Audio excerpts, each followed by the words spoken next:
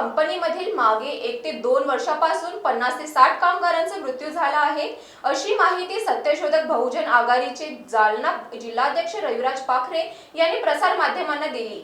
मात्र अद्यापपर्यंत कुठल्याही कंपनी मालकावर गुन्हा दाखल करण्यात आलेला नाही। स्थानिक प्रशासन थातुरमातुर कारवाई करून ती फाईल बंद करते, मात्र आता असे होणार नाही। संबंधित कंपनी मालकांवर सुद्धा सदोष मनुष्यवधाचा गुन्हा दाखल करावा, अशी मागणी यावेळी रविराज पाखरे यांनी केली आहे। तसेच काल जालना MIDC येथे स्टील कंपनी एका कामगाराचा मृत्यू झाला आहे। या प्रकरणी सुद्धा संबंधित कंपनी मालकावर कुठलाही गुन्हा दाखल करण्यात आला नसून कारवाई करून फाईल बंद करण्याचा प्रयत्न स्थानिक प्रशासनाचा व कंपनी मालकाचा सुरू आहे। यामध्ये मृत कामगाराचे नाव विकास भाऊसाहेब नावकर, राहणारा चंदनझिरा, जालना असे होते। या नौकार परिवाराला सुद्धा न्याय संबंधित कंपनी मालकांनी दिलेली नाही। त्यामुळे पोलाद कंपनीच्या मालकावर सदोष मनुष्यवधाचा गुन्हा दाखल करावा, नसता येत्या 4-5 दिवसांमध्ये जालना जिल्हाधिकारी कार्यालयासमोर तीव्र स्वरूपाचे आंदोलन सत्यशोधक बहुजन आघाडीच्या वतीने छेडल्या जाईल व होणाऱ्या परिणामाला प्रशासन व पोलाद स्टील कंपनी मालक जबाबदार असेल, असा इशारा रविराज पाखरे यांनी दिला आहे। भाऊ, काय सांगाल? वेळोवेळी जालना MIDC मध्ये कामगारांचा मृत्यू होतो, मात्र संबंधित कंपनी मालकावर गुन्हा दाखल न होता थातुरमातुर कारवाई होती, काय सांगाल? जालना MIDC मध्ये स्टील कंपन्यामध्ये मोठ्या प्रमाणावर वेळोवेळी अपघात होतो आणि अपघाताच्या मध्ये जे कामगार मृत्यू होतात याचं प्रमाण खूप वाढलेलं आहे। म्हणजे जवळजवळ आतापर्यंत जर पाहिलं या 1-2 वर्षामध्ये 50 ते 60 कामगाराचा मृत्यू या ठिकाणी झालेला आहे आणि अत्यंत दुर्दैवी मृत्यू झालेला आहे। याला कारण इथलं प्रशासन आणि कारखानदाराचे मालक आहेत। हे मालक लोक त्या गोरगरीब कामगारांकडून काम करून घेतात आणि ते स्वतः श्रीमंत होतात, पण हे गरीब कामगार आपले पोटाचे खळगी भरण्यासाठी इथं काम करतात।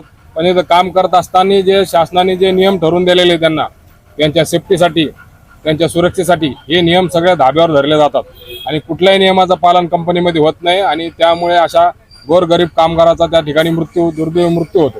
याला सर्वस्वी जबाबदार इथालचं प्रशासन आहे। प्रशासन इथालच्या ठेकेदाराला, इथालच्या स्टील कंपनी मालकाला पाठीशी घालत आहे।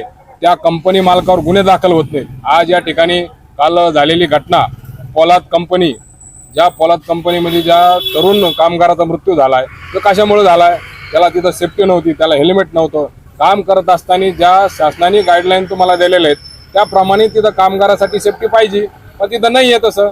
याला जबाबदार कोण आहे? याला जबाबदार इथलं प्रशासन आहे। प्रशासन यांना धारेवर धरत नाही, प्रशासन यांच्याकडून व्यवस्थित नियमाप्रमाणे काम करून घेत नाहीत।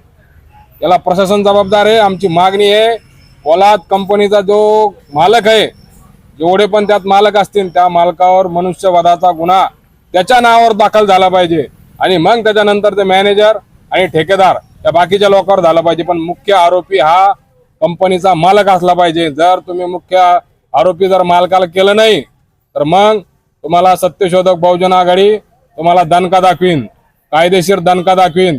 या ठिकाणी आम्ही प्रशासनाला आव्हान करतो, या संबंधित सर्व लोकांवर गुन्हे दाखल करा आणि आतापर्यंत जेवढ्या घटना झाल्यात त्या घटनेमध्ये ज्या कामगाराचा मृत्यू झालाय त्या संदर्भात सगळी चौकशी करा आणि मालकावर गुन्हे दाखल झाले पाहिजे, नसता आम्ही तीव्र स्वरूपाचे जिल्हाधिकारी कार्यालयासमोर मोठ्या स्वरूपात आम्ही आंदोलन करू। माझं नाव रविराज पाखरे, सत्यशोधक बहुजन आघाडी जिल्हाध्यक्ष। जालनावरून योगेश काकफाडे यांची रिपोर्ट, महान्यूज 7 नागपूर।